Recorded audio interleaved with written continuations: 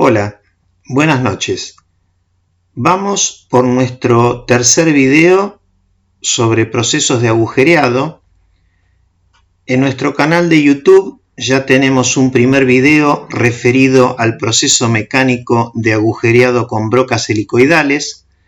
Tenemos un segundo video en el que nos referimos a los procesos térmicos y en este tercero nos vamos a referir a otros procesos mecánicos. Es decir, que al agujereado utilizando brocas helicoidales le vamos a sumar agujereado por punzonado, agujereado por chorro de agua con abrasivos y agujereado por ultrasonido. Vamos por el primero de ellos, el agujereado por punzonado.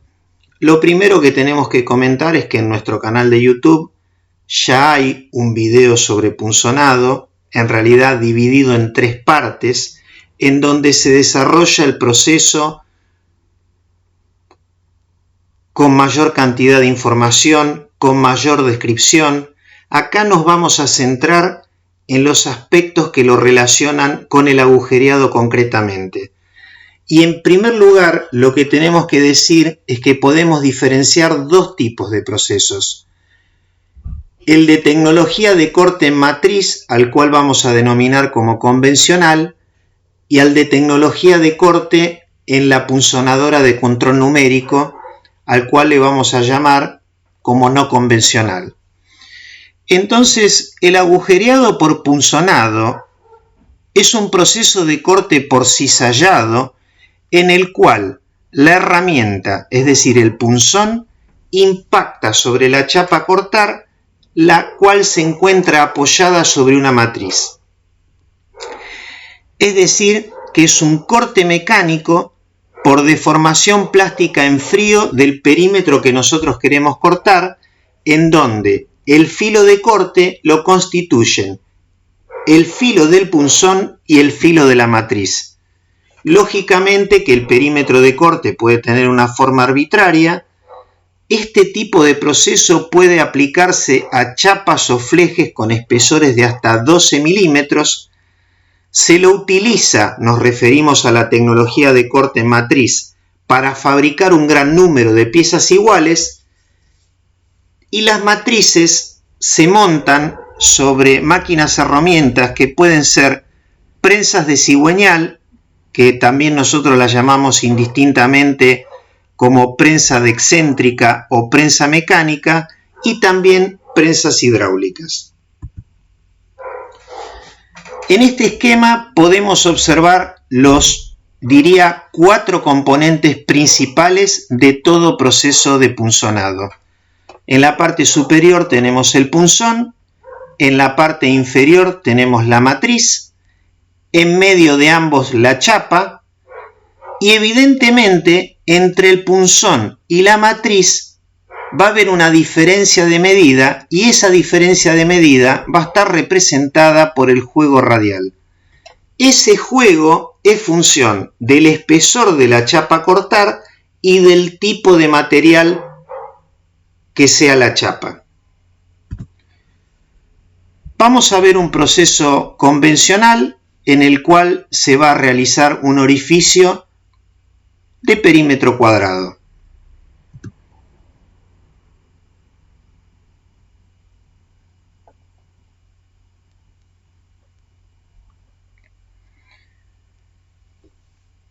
Muy bien, entonces estamos frente a una pequeña prensa hidráulica. Ahí se va a hacer el montaje del punzón. Ahí se observa que es un punzón de sección cuadrada. Abajo está el portamatriz, en donde se va a fijar la matriz concretamente. Este portamatriz se lo puede desplazar de manera tal que a través del movimiento del punzón se ajusta la ubicación del juego, de manera tal que sea parejo. Seguidamente, lo que el operario realiza es establecer la carrera ahí está haciendo la regulación de la carrera y ahora va a perforar la chapa. A la izquierda se ve el corte, a la derecha arriba el tejo y abajo, digamos, el pedal que le da inicio de ciclo al trabajo de la máquina. Bueno, vamos ahora por la segunda tecnología de corte, concretamente el punzonado de control numérico. Evidentemente que hay una cantidad de cuestiones que son exactamente iguales a las ya comentadas. La particularidad que tienen estas máquinas es que pueden poseer hasta 64 juegos de punzones matrices diferentes. Cuanto mayor sea el número, mayor será la flexibilidad que posea la máquina para hacer distintos trabajos. Los punzones utilizados, evidentemente que los vamos a seleccionar según sea el perímetro a cortar. Tenemos las mismas limitaciones a chapas con espesores de hasta 12 milímetros. Estos sistemas de fabricación automática se utilizan para fabricar series medianas de piezas con un proceso de fabricación flexible y, como decíamos, utilizando una máquina punzonadora de control numérico. Acá tenemos distintas secciones de punzones estándar y, volviendo a referirnos al comentario anterior, la elección del punzón y la matriz se efectuará de acuerdo al formato del perímetro que nosotros tengamos que cortar. Existen dos tipos de estructuras o de configuraciones de las punzonadoras de control numérico. En este caso tenemos una estructura abierta de tipo C, en donde tenemos una mejor accesibilidad hacia la máquina, pero evidentemente una menor rigidez, y la rigidez va a depender de las secciones transversales del sector emboladizo concretamente, ¿no es cierto? El otro tipo de configuración es de configuración cerrada en O. Este tipo de estructura realmente es poco difundido, aunque evidentemente es mucho más rígido que el caso anterior. Y también se observa perfectamente, tenemos menor accesibilidad sobre el material a trabajar.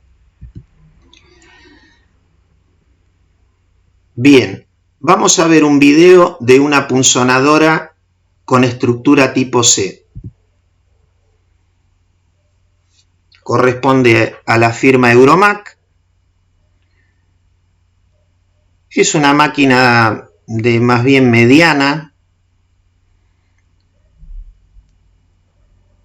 Ahí tenemos el cabezal de punzonado, que es un cabezal rotante, evidentemente. Arriba tenemos los punzones, abajo las matrices. Y en función del trabajo a realizar, es lo que la máquina va presentando en cada ocasión. La chapa está tomada del lado de atrás. Esa es la torreta portapunzones. Acá podemos observar tres ejemplos que nos van a mostrar. Este es de 15 herramientas, con 12 herramientas indexadas y 3 fijas. Otra, 23 herramientas, 20 indexadas y 3 fijas. Y una tercera configuración de 27 herramientas, 24 indexadas y 3 fijas.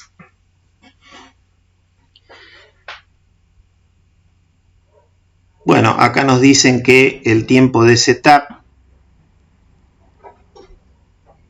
es muy pequeño y bueno, evidentemente tenemos una máquina con muchas capacidades y una máquina con una enorme velocidad de procesamiento. Y esa velocidad va a ser tanto más alta cuanto menor sea el espesor y más próxima estén las operaciones a realizar.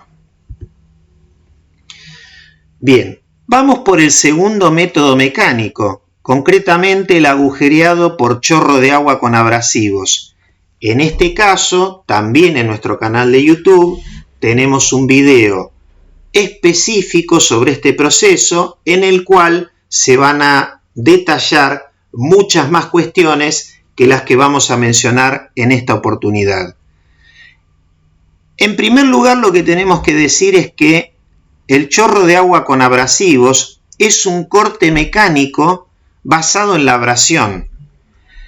Y ese corte se obtiene por la combinación de tres variables, diría, que son la dureza de las partículas abrasivas, la elevada presión del chorro de agua y la elevada energía cinética que llevan las partículas en su impacto contra el material que tienen que erosionar. Este proceso se puede aplicar a todo tipo de material, menos los que poseen alta resistencia al desgaste, como es el caso del metal duro. El perímetro de corte evidentemente puede tener una forma arbitraria, pero no con tantos detalles, es decir, si el perímetro presenta detalles finos, ahí vamos a tener dificultades, porque el chorro, bueno, lo que sería la ranura de corte es de alrededor de 2 milímetros, ¿no? Se puede aplicar a chapas con espesores de hasta 300 milímetros o más, e independientemente del material que se trate. Lógicamente que a medida que vamos aumentando el espesor, la productividad del proceso se cae de una manera exponencial, ¿no? Pero de todas formas, las capacidades de cortar estos espesores a uno no dejan de llamarle la atención. Son sistemas para fabricar series pequeñas y medianas con un proceso de fabricación totalmente flexible, porque se trata como en el caso de la punzonadora CNC, de una máquina de control numérico de 2 ejes, en donde uno, incluso más simple acá, lleva el perímetro a cortar y el control de la máquina, según sea el espesor a cortar y el tipo de material, nos asigna los parámetros de corte.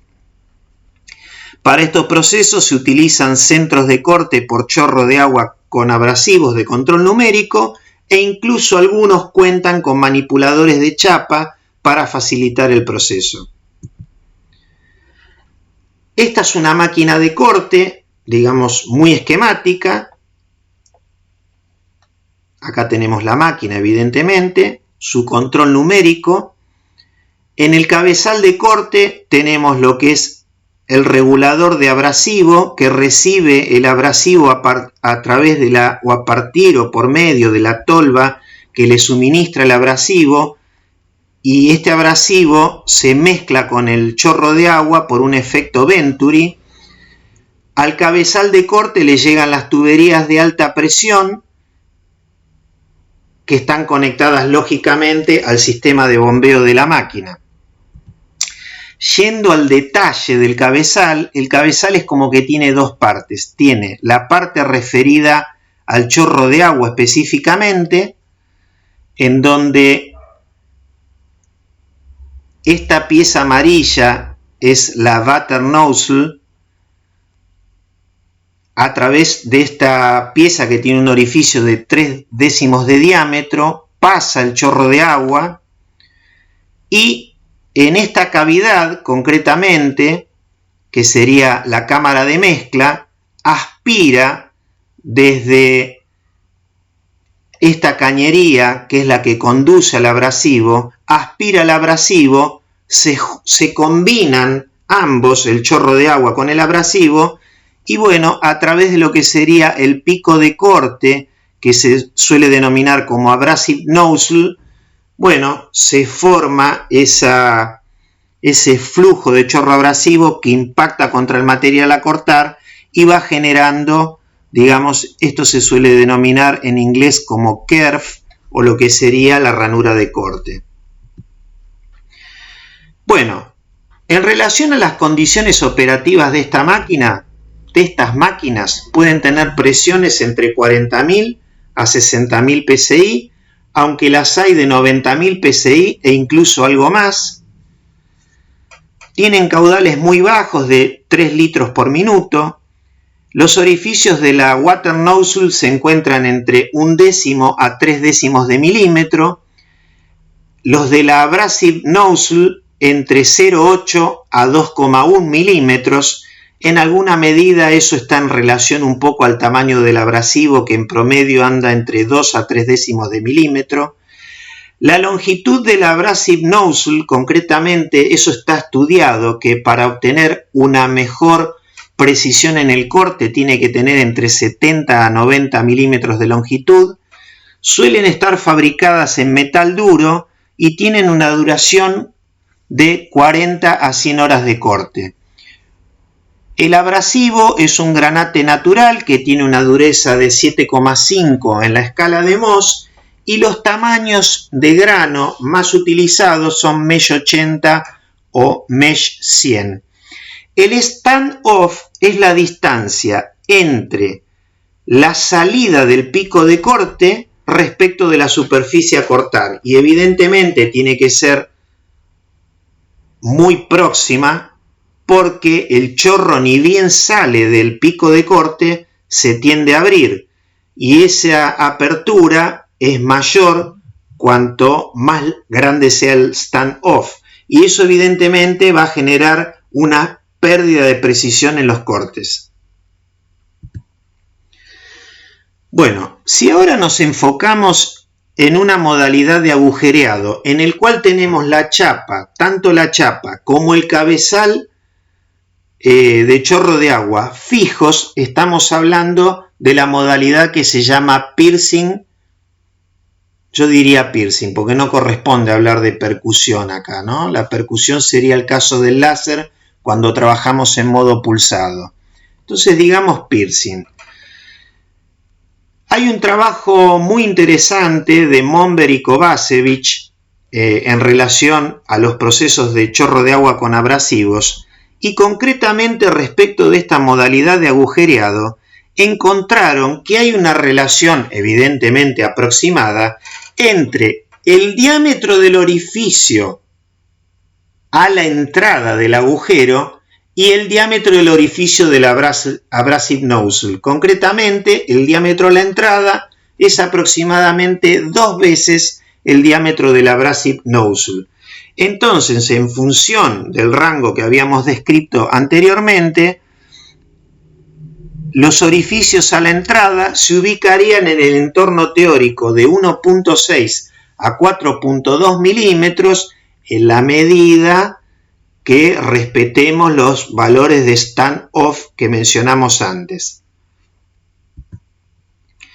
Bien, acá tenemos un gráfico que nos da la influencia de la presión en estos orificios en la modalidad piercing. La curva negra corresponde al orificio de la entrada y la curva roja del lado de la salida.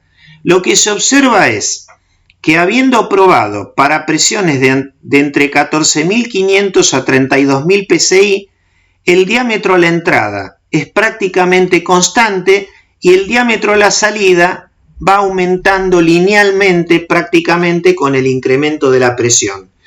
Estas curvas se obtuvieron perforando material cerámico y utilizando como abrasivo un granate de malla 80 con un diámetro del abrasive nozzle de 1.27 milímetros y una longitud del abrasive nozzle de 89 milímetros.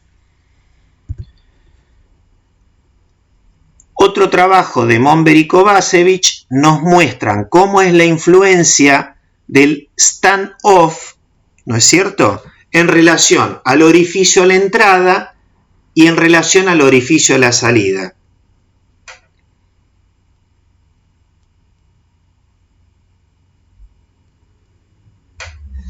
¿Qué es lo que se observa acá?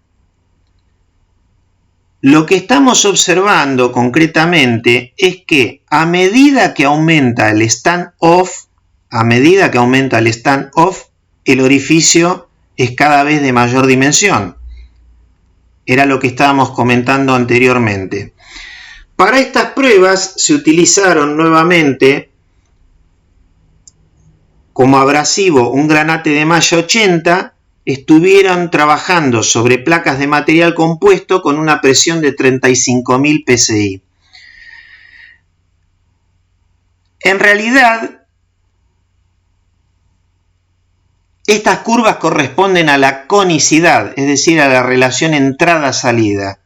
Entonces, lo que vemos es que la conicidad va aumentando con la distancia entre el pico de corte y la superficie a agujerear, y eso tiene que ver, más que nada, con el ensanchamiento progresivo del flujo abrasivo, como habíamos comentado anteriormente. Bien, acá tenemos la imagen superior, la tomamos con el microscopio electrónico del Instituto Nacional de Tecnología Industrial. Ahí se pueden observar un poco la variedad de formas y dimensiones de estas partículas abrasivas. Concretamente ese es un granate 80, malla 80. Y bueno, la imagen que está agregada en esta transparencia corresponde a una clasificación geométrica realizada también por Bomber y Kovacevic, en donde vamos desde el abrasivo con menor capacidad cortante y mayor tenacidad, que sería el esférico que está del lado izquierdo, hacia el que tiene la mayor capacidad de corte con la menor tenacidad, que es el que está bien hacia la derecha, ¿no es cierto? Vuelvo a comentar que el abrasivo usado a nivel universal es el granate natural, que tiene una dureza de 7,5 en la escala de Mohs. La escala de Mohs es una escala de dureza utilizada más bien en la geología, que va de 1 a 10, en donde 10 es la dureza del diamante concretamente, y está basada en la capacidad de rayar, es decir, un material que tiene una dureza 7,5 puede rayar a todos los materiales con durezas inferiores en la escala Mohs, pero hacia arriba no puede rayar a ninguno.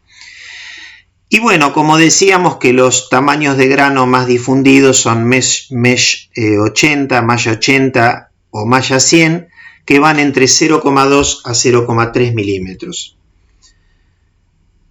Bien, vamos a ver un video de una máquina de chorro de agua cortando aluminio, parece de reducido espesor. Ahí hizo un orificio pequeño, ahora está haciendo un orificio de mayor diámetro. Obsérvese que el stand-off es bastante alto, inclusive se nota la conicidad del chorro antes de impactar sobre la superficie del material que se está cortando. Y bueno, en realidad la máquina en este momento está haciendo una pieza concretamente, y esa pieza incluye una serie de orificios.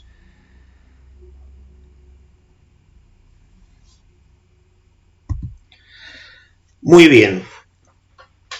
Vamos entonces por el último de los métodos mecánicos que queríamos comentar, en este caso el agujereado por ultrasonido. Sobre este proceso concretamente solamente vamos a hablar en este video, no tenemos ningún otro video complementario. Lo primero que queremos decir es el origen de esta técnica y bueno, comentarles que existen dos modalidades, una basada en el efecto piezoeléctrico y otro en el efecto magnetoextractivo.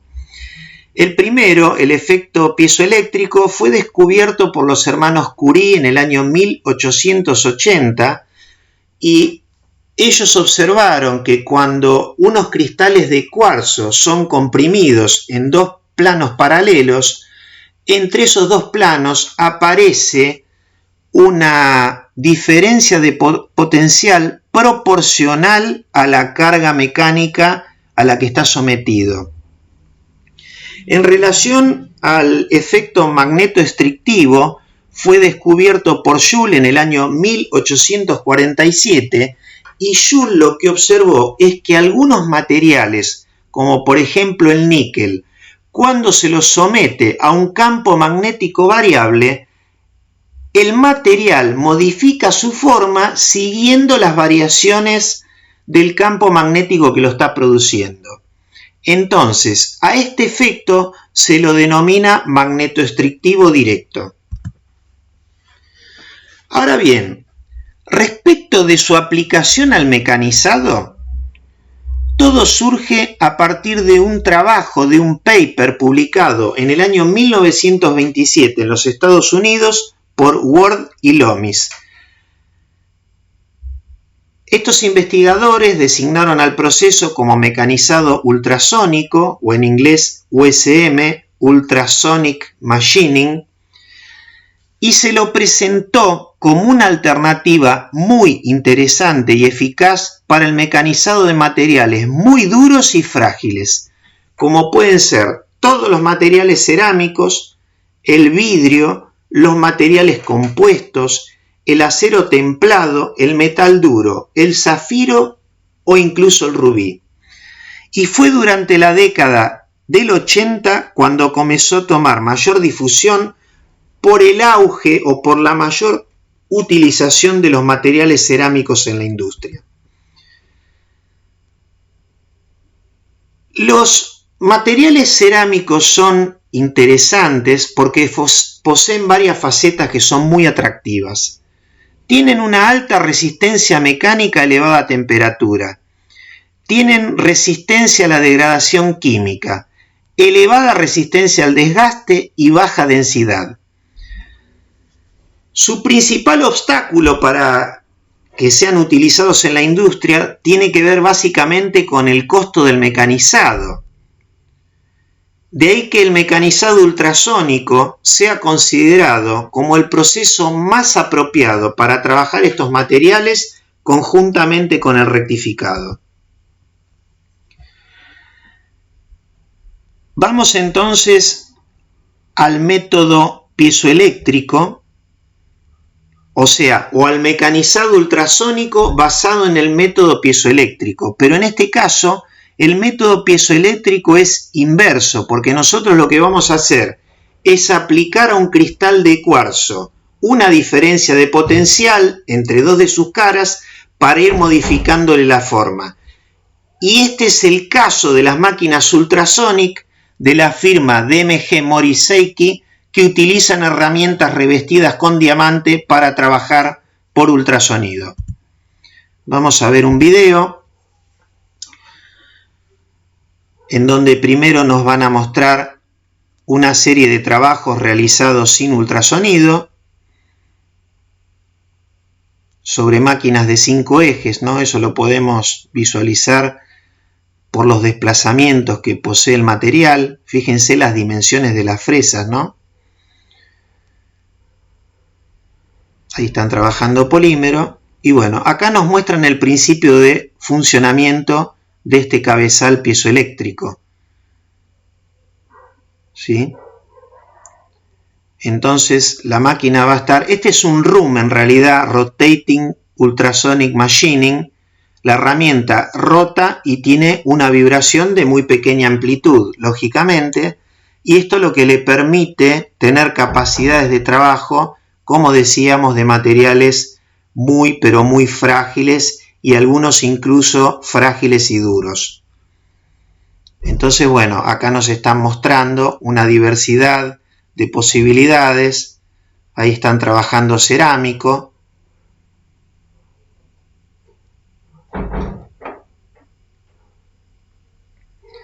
Piezas muy pequeñas, de formas muy complejas.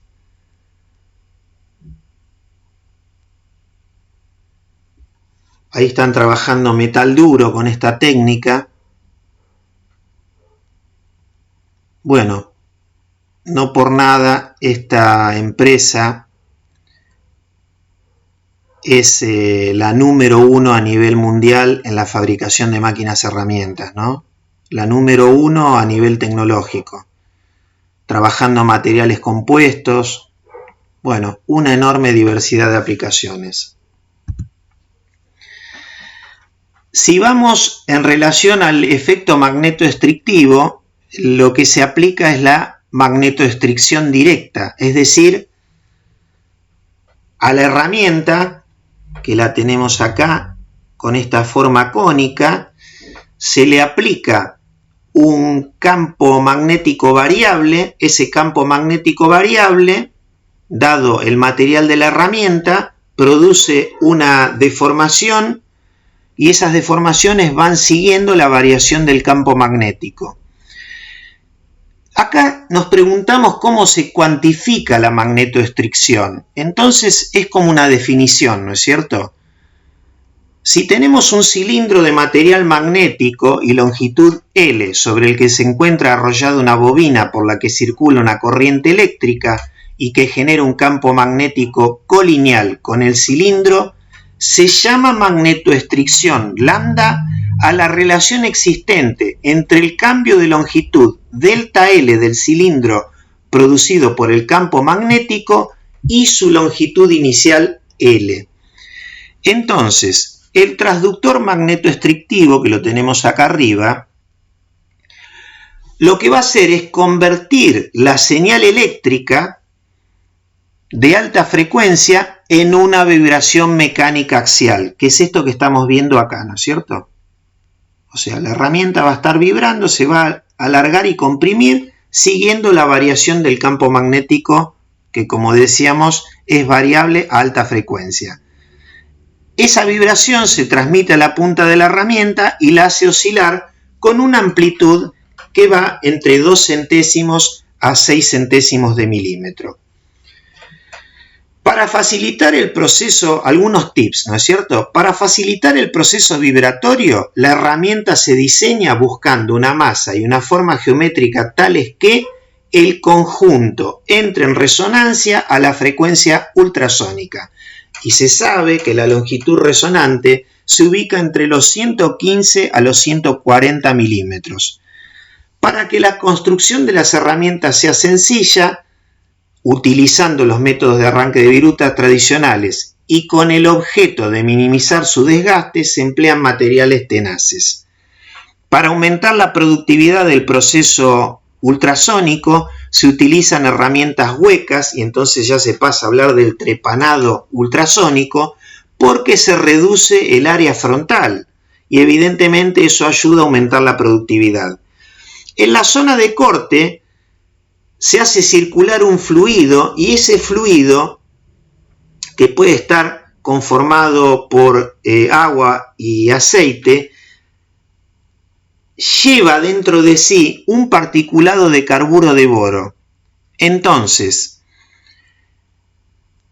el extremo de la herramienta golpea las partículas de carburo de boro, el carburo de boro impacta sobre el material y lo va erosionando. Evidentemente que la presencia del abrasivo, que tiene una dimensión, va a generar un sobrecorte, un overcut, que va a ser aproximadamente el doble que el tamaño del grano utilizado.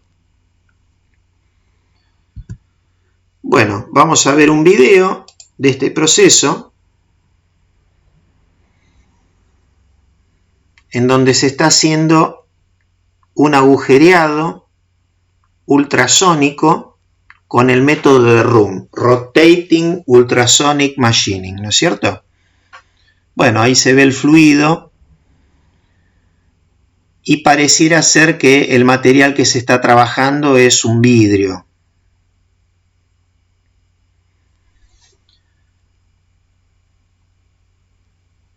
Muy bien, entonces recordemos que tenemos dos técnicas, la del efecto piezoeléctrico y la del efecto magnetoestrictivo, y ambas se utilizan o se aplican en la industria. Muy bien, ahora a modo de resumen y en relación a todos los procesos vistos, fluencia térmica, electroerosión capilar, láser, haz de electrones, punzonado, chorro de agua, ultrasónico y agujereado por arranque de viruta, acá tenemos los rangos de diámetro de cada proceso y los espesores máximos a los cuales los podemos aplicar. A la mayoría de ellos ya nos hemos referido. En el caso del ultrasónico se pueden hacer orificios de hasta 40 milímetros de diámetro en espesores de hasta 65 milímetros. En relación a los diámetros de las brocas helicoidales, las hay desde 0,1 milímetros hasta 100 milímetros de diámetro, y en relación a los espesores, sinceramente, como que es un valor difícil de definir. Bien, acá tenemos los materiales a los que podemos aplicar cada uno de estos procesos. La fluencia térmica no se puede aplicar a la fundición. La electroerosión, lógicamente, tienen que ser metálicos. El láser no es conveniente aplicarlo a los polímeros porque producen gases tóxicos e incluso en algunos casos cancerígenos. En el caso del haz de electrones también polímeros no. El punzonado, lógicamente, solamente se aplica a chapas metálicas o planchuelas o flejes. El chorro de agua no puede ser usado en el metal duro porque tiene una elevada resistencia al desgaste. El ultrasónico, bueno, ya nos referimos a materiales frágiles y cerámicos, y en el caso de la viruta, bueno, tiene una enorme variedad en sus aplicaciones. Por citar algunas ventajas de cada uno de los procesos, en el caso de la fluencia térmica es muy interesante la posibilidad de generar un manguito con el mismo material que forma parte del tubo que estamos agujereando. No producimos viruta. En el caso de la electroerosión, la relación profundidad-diámetro del agujero, que puede alcanzar valores increíbles, la posibilidad de trabajar materiales muy duros, el láser, diámetros muy pequeños y la velocidad de procesamiento. Lo mismo sucede con el haz de electrones.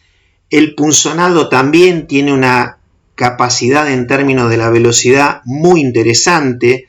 El chorro de agua en la modalidad trepanado, una relación grande en relación a profundidad-diámetro. El ultrasónico, esta posibilidad casi única de trabajar materiales frágiles, y en viruta el rango de medidas. Bueno, casi para finalizar nos vamos a referir a las desventajas, algunas de las desventajas de los procesos. En el caso de la fluencia térmica, el costo del herramental. También hemos comentado la necesidad de controlar el tema del calor que pueden arruinar los rodamientos de husillo. La electroerosión, el proceso es lento en realidad, pero quizás es lento el corte por hilo y no es lento el proceso de agujereado por electroerosión capilar.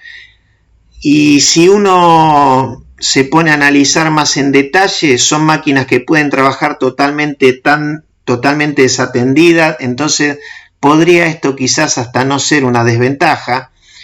El láser, bueno, ya vimos que la geometría de los orificios no tiene una gran precisión. En el haz de electrones el equipo es carísimo, la geometría del orificio. En el punzonado, desgaste de punzones y matrices. La geometría del orificio, que bueno, tiene en realidad un perímetro bastante variable, tiene del lado de la entrada un radio que acompaña el movimiento del punzón, después tiene una zona, digamos, en donde se produce la zona bruñida, después tiene una zona donde el material está arrancado y una rebaba hacia el lado de la salida. En el caso del chorro de agua, en la percusión o piercing más bien, prácticamente no tenemos ningún control sobre el diámetro del orificio que vamos a realizar. El ultrasónico es aplicable a una poca variedad de materiales. Y respecto de la utilización del proceso de agujereado con brocas helicoidales, bueno, las desventajas es que hacer diámetros chicos es muy difícil, hacer agujeros inclinados es muy difícil, hay muchas roturas de brocas en los diámetros pequeños y cuando los materiales son muy duros realmente se complica un montón el proceso. Por último, comentarles que, bueno, quien les habla, hace ya algunos años escribí un libro en relación a todo lo que comentamos en estos 3 videos de los procesos de agujereado, al cual lo llamé sobre algunos procesos de agujereado porque no me animé realmente a afirmar que estos 8 procesos son todos los procesos que se aplican en la industria.